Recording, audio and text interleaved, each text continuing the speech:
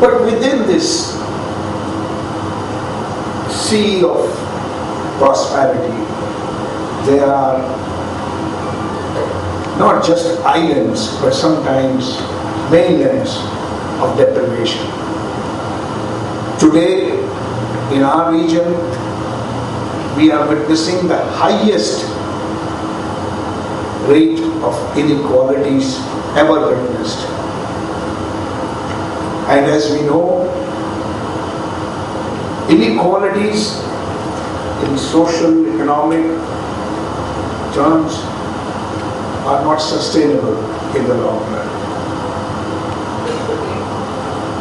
We are also witnessing in the world today, more so in our region, what has come to be known as disturbance to the ecological systems. Nature has been a great source of nurturance to civilizations, but human actions over the last few decades have disturbed the ecological balance. That disturbance of ecological balance is going on unprecedented scale in the Asian region today. It is coterminous with rapid economic growth. As we improve the lifestyle of our people, as we improve their longevity, as we improve their nutritional level, we are also consequently creating our air and water and habitation, which is increasingly polluted, disease-causing, and unpleasant. Therefore, the restoration of balance, ecological balance, is required, but is unlikely to happen merely by human action. We have to find a way to tap the native intelligence of the nature itself to restore that balance. Dr. Sharifa talked about a very important aspect of social contract this morning. And we are witnessing throughout the world, more so in our region in Asia, a disconnect between the aspirations of our ordinary citizens and the institutions expected to fulfill those aspirations. There is a disconnect in terms of the social contract with governments, with industry, with academia, even with NGOs. As more and more we discover that aspirations of our young people, aspirations of our folks around the region, around various parts of the region, are not being taken into account as institutions design themselves to function. There is a deficit in the design and operation of major institutions of our societies.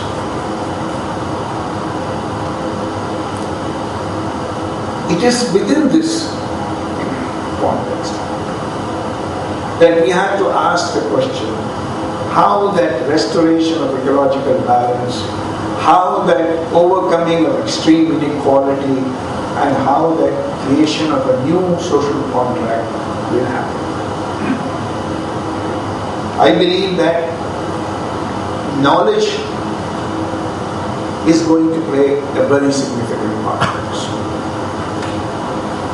Knowledge in ways that we have not yet learned to tap. It is here that the responsibility of institutions of higher education, like universities, becomes far more significant than has been the case before. I deeply appreciate the observations and comments made by both Dr. Sharifa and Dr. Janice, because time has come to look at the knowledge role of higher education in a far more integrated and holistic fashion. In order to do so, we have to come to terms with the fact that in our societies today, knowledge is being produced in sites outside universities as well. In 2008, Global University Network for Innovations, GUNI, brought out a global higher education report called Higher Education and the Challenge of Human and Social Development. In that report, pages after pages, you discover that the knowledge about human action, about human institutions, is being discovered, rediscovered, created, recreated in a vast range of sites beyond just the universities or formally recognized research institutions. Take the case of ecological sustainability. Take the case of holistic health. Take the case of water harvesting and storage. In each of these areas that I mentioned, there has been practicing knowledge amongst our people, amongst our indigenous people, amongst our rural people, amongst our grandmothers and great-grandmothers, which was in the earlier stages de-recognized. Only when sometimes packaged by a pharmaceutical company that we said, oh, garlic pills matter. Garlic doesn't matter. Garlic pills. Turmeric matters. Clove matter. All kinds of, which were called traditional health practices, are now being rediscovered. Yoga has become so popular, I am surprised. There is a whole new stream of training of yoga facilitators around the world. Yoga has become a business. It used to be a health practice earlier. If you look at the way multi-cropping used to be done by farmers who did not go to universities or agricultural science institutions. We tried to shift them to monocultures, only 20 years later to acknowledge that that was causing problems about soil fertility. And then we said, no, monoculture is not so good. Multi-cropping is actually quite sustainable.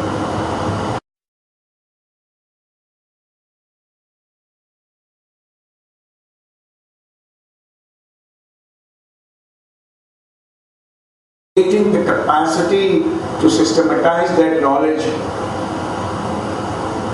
for what we call external generalization and validity.